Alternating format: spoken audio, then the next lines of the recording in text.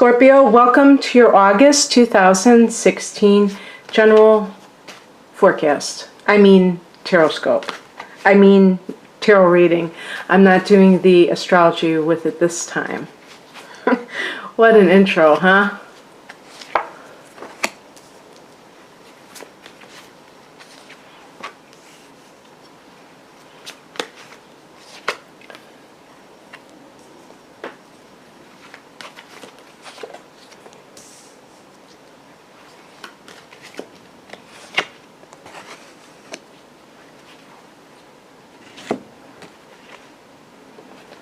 Higher message. Wow.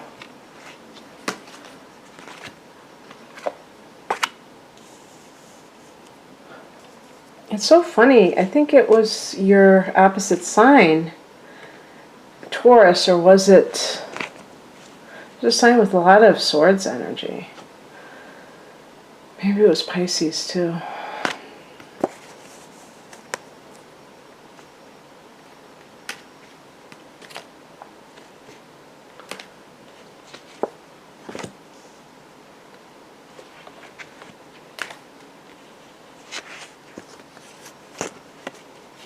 Okay,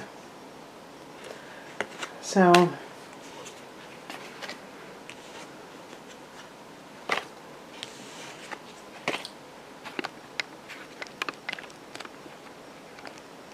I might not be able to keep that up, but whatever, we'll see. The overall energy is the Page of Pentacles. So this is not a love reading, this is a general reading. I can relate to love, but it could relate to career. Sometimes this can be the student, and in August students are aplenty, so this may just be, if you have your academic studies in mind, that might be what's going on, but it could also be some message that you receive where you are getting some money. It will probably be, you know, it's not going to be probably like a large sum of money. It might just be a little something something that is for your, it could be like a loan, financial aid for your schooling, or it could be a loan that comes through. You might receive a message to do with money, but it could also just deal with someone offering you a job, telling you about it, communications back and forth related to employment. I'm trying to think right now. Scorpio in August, what's happening for you?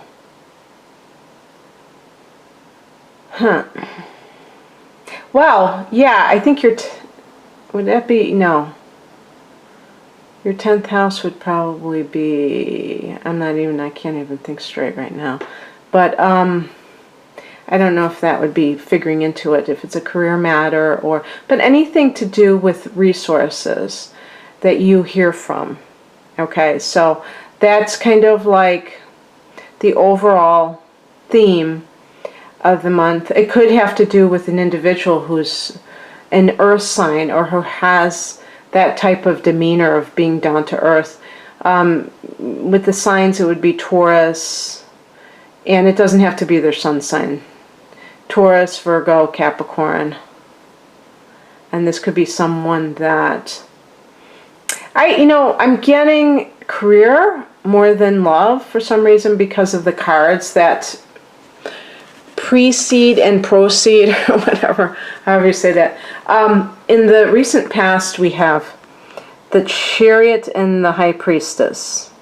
And these are both major arcana. So you might have had like a major life-changing event recently that kind of brought you to this moment. With the Chariot combined with the High Priestess, you might have had to make like a very important choice that you used your intuition to decide on. Like maybe it was hard to decide, but you had to go with your gut. And the reason, and I feel like it's career, because even in the current situation we have the Ten of Swords, but the Two of Pentacles. The Two of Pentacles can indicate somebody who's working more than one job, or who's just very balancing their pocketbooks, or juggling their pocketbooks, I should say. And the Ten of Swords is a sense of betrayal. It could have something to do with your career choices. Maybe you've decided to take the reins of your own life, and this has led you to put an end to something that was causing suffering. It could definitely be relationship related. And whenever I see, we have this kind of ending of the suffering. It's like the worst is over. But the Two of Pentacles can indicate that there are two other parties, or that someone has to make a decision, while the decision could be between two people. And in your case, perhaps it's two earth signs, or maybe it's a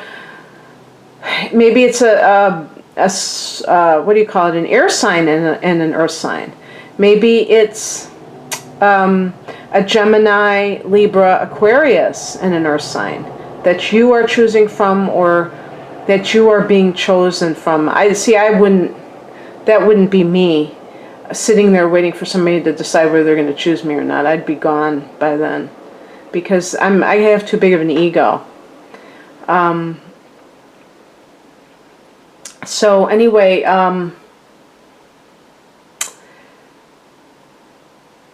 in career matters, you may even be thinking about traveling and getting a job overseas, which is so commonplace these days with all the contract work.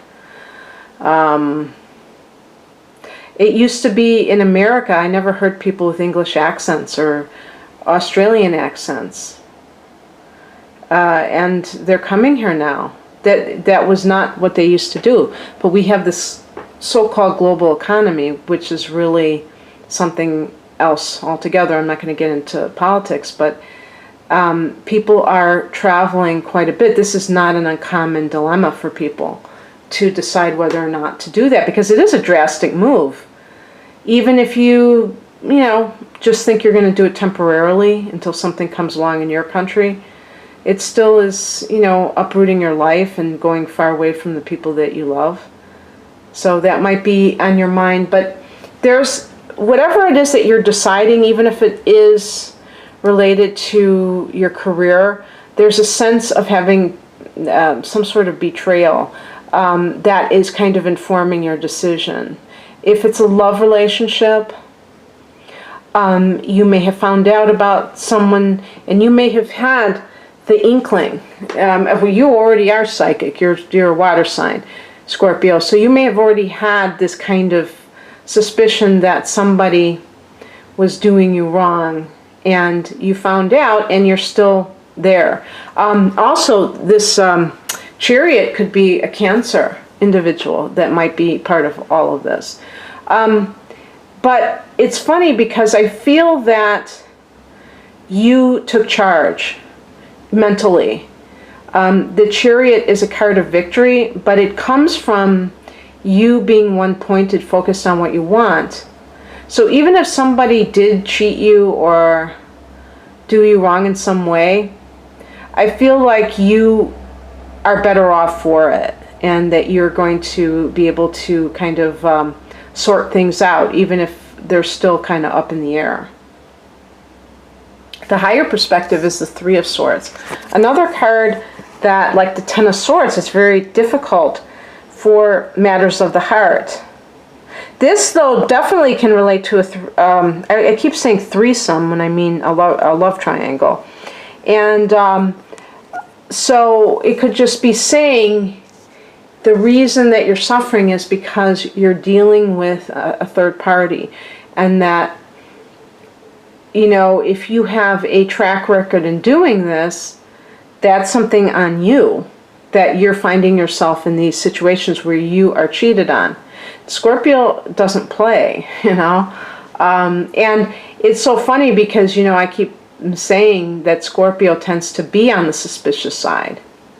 But I wouldn't put it past some Scorpios to be almost masochistic and allow themselves to be in relationships like this where there is like a protracted agony of another person sitting there, you know, twiddling their thumbs, deciding, I wonder which person I want to be with. And you're just on the edge of your seat and pulling out your hair.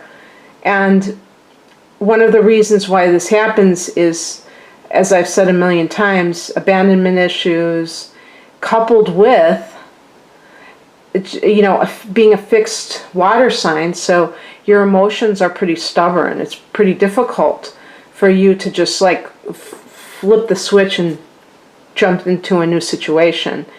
And also being a very extreme sign.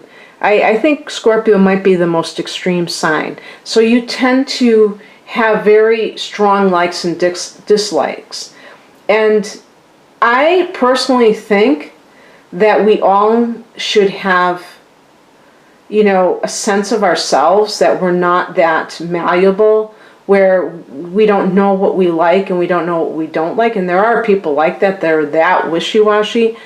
But there are extremes. And when you are like, if I don't have this, then I don't want anything, or you just like so, there's another word for it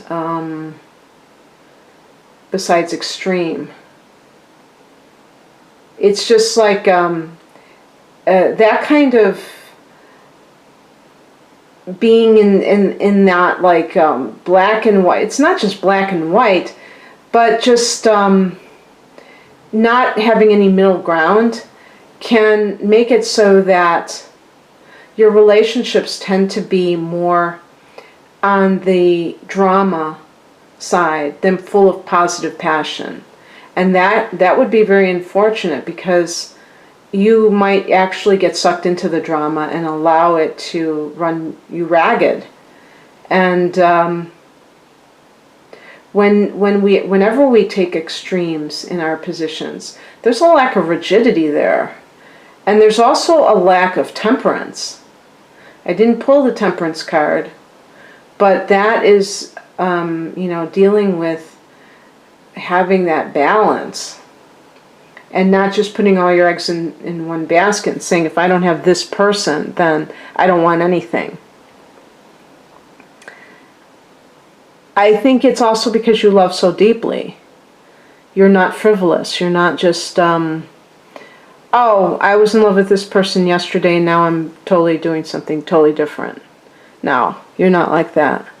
And I wouldn't want you any other way, except maybe a little bit less on the two, you know, polarities, the bipolar tendencies, and maybe a little bit more moderate. You could still retain your strong sense of self at the same time. What crosses you is the Queen of Swords. I think back to that Anthony Lewis tarot book. I think it was one of the first books I ever got, called Tarot Plain and Simple. And he described the Queen of Swords in a reverse as a real bitch. And this is like the feminine principle gone amok. And because most of the people here are women, this is your lower nature as a woman coming through.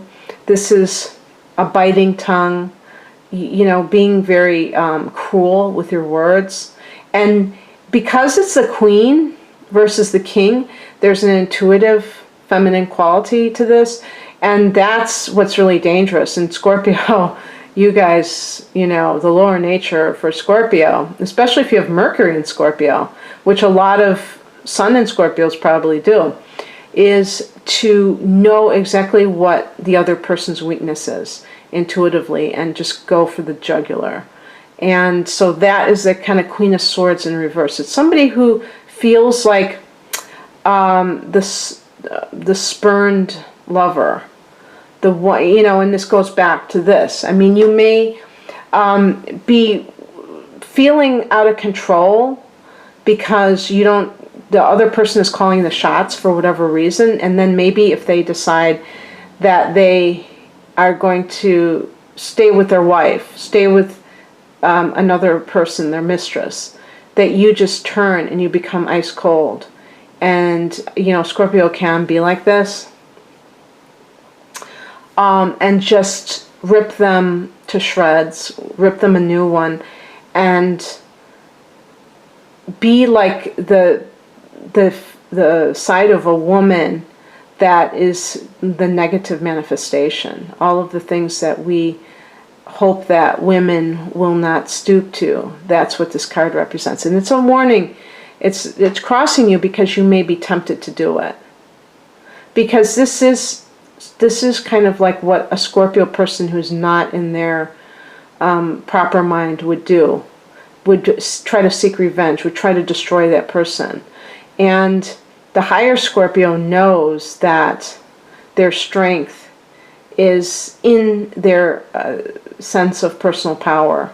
In other words, you don't have power when you're lashing out. You don't. Some people think that if they are violent, that they have power. And they don't realize that is the exact opposite. And the negative energy generated from some of these extreme acts sets people back so far, and yet in that moment they cannot reason with themselves. All they want to do is they want to soothe themselves, and you have to learn a better way, not by revenge. Never by revenge. Revenge is something that you do because you feel like it will put you in a better position, that it will restore your sense of pride. If somebody destroys your pride because they lied to you, because they left you. And it doesn't work that way. There's no pride in hurting people. There's no pride in that. Saying cruel things to people is not going to make you feel better. It's like junk food for your soul and for your emotions, for your heart. It's junk food. It doesn't do anything. The best thing you can do is express yourself. All these cards that are swords relate to, well, I said all these cards, there's 3. Swords relate to the air signs, and it's all about communication. And rather than try to attack somebody who you feel is cheating you or deceiving you in some way, just affirming your truth out loud and saying, I really deserve better than this, and I can't be in this type of situation. And that's it. It isn't like, I never loved you anyway. All those things, those are like such dark emotions and such a dark mentality and behavior that you'd never want to stoop to that. And Scorpios can, they say they can soar like eagles really high, and they can, they can go really low. I think like the scorpion maybe, I don't know. The scorpion stings. That's its instinctive thing, is to sting. And that's what happens with the lower nature of Scorpio, is that it tends to try to attack first because it wants to defend itself. And there is no war. The war is inside of us if we allow it to be. If you don't feel that you have anything to fight, then there's no war. But the other thing too about Scorpio is it's also ruled by Mars. It's ruled by Mars and Pluto. So Mars is the god of war. So there is a little bit of the Aries in the Scorpio individual in that sense, where life seems like a battle that has to be won. And I always say, if you feel that you have to fight something, then you're generating an adversary. You're creating an enemy that may not even exist. Okay, so the attitude to adopt is the 4 of Cups, and I had mentioned in another signs reading that I, tend to dislike the Four of Cups because the interpretation that I have typically of this is of dispassion, disinterest, not caring about whatever is happening, and it's actually ingratitude, if you want to know the truth. And so I don't really like that type of behavior, so I don't really like the card. And then I was listening on YouTube to another reader, and she was talking about foundations, and I know that Ford is a foundation. So it could be being more, I hate to use the word grounded all the time, but grounded or practical about your heart. And seeing, in other words, constructive emotions versus emotions that will get you somewhere, instead of like expending emotions that are just going to rile you up even more. And this means that you see how other people affect you. If you were in either a job situation or a romance where you felt like you were constantly being triggered in a negative way,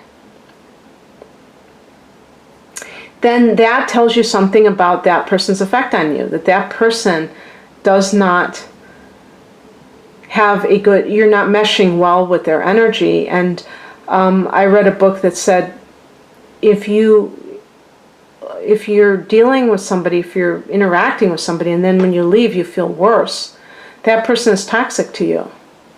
And it doesn't matter if that person is a parent or a person you've been married to for 20 years. If it's toxic, it's toxic. And you have to figure out how you're going to deal with that kind of an influence in your life on a regular basis. And you may decide, I'm not going to. Life is too short, and this is just causing me to feel bad about myself. And I'm not saying that you are at the mercy of other people when it comes to feeling good or feeling bad about yourself. No.